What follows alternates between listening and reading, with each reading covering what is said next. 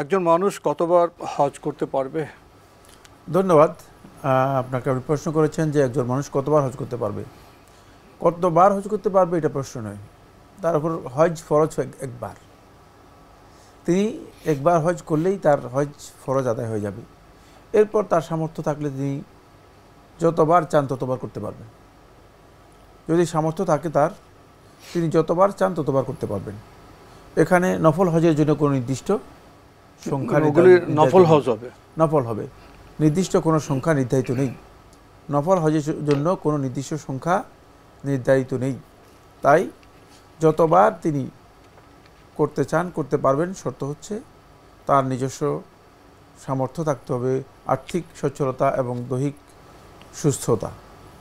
আমরা জানলাম বিষয়টি সম্পর্কে ভাই মোহাম্মদ নুরুজ্জামান। আপনি আরও লিখেছেন, একজন মানুষ কতটি বাড়ি করতে পারবে যদিও তার প্রতিবেশীরা না খেয়ে মারা যাচ্ছে, সেদিকে তার কোনো খেয়াল নেই।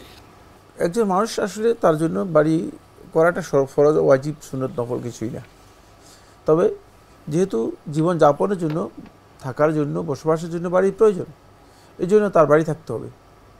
কিন্তু সেটা ফরজ ওয়াজিব নফলের মধ্যে, ইসলামের শরীয়তের বিধানের মধ্যে পড়ে না। কারণ বাড়ি ছাড়াও তিনি ভাড়া থাকতে পারেন, বাড়ি ছাড়াও অন্য কারো বাড়িতে থাকতে পারেন। সুতরাং এটা ফরজ ওয়াজিব নফলের বিষয় না। কিন্তু তিনি ইচ্ছা করলে, তার যদি সামর্থ্য থাকে, তিনি একটা বাড়ি করতে পারেন।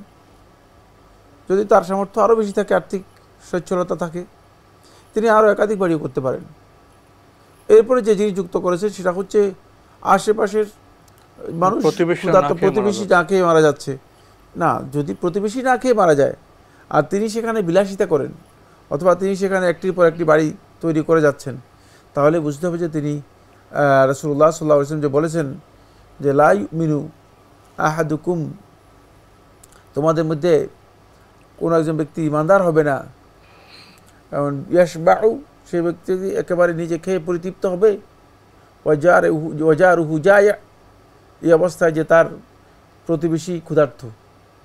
সুতরাং এটি প্রকৃত ইমানদারের লক্ষণ নয়, এবং এই কাজটি তার জন্য গুনাহের কাজ হবে। কারণ হচ্ছে আর্থিক, আল্লাহ তাআলা যে সচ্ছলতা দিয়েছেন, আর্থিকভাবে আল্লাহ রাব্বুল আলামিন তাকে যে সুযোগটুকু দিয়েছেন, এটা আল্লাহ সুবহানাহু ওয়া তাআলার মেহেরবানি। এই মেহেরবানিটুকুকে তিনি, আল্লাহর মেহেরবানিকে আল্লাহর আনুগত্যে, আল্লাহ তাআলার নির্দেশিত পন্থায় এটাকে ব্যবহার করতে হবে।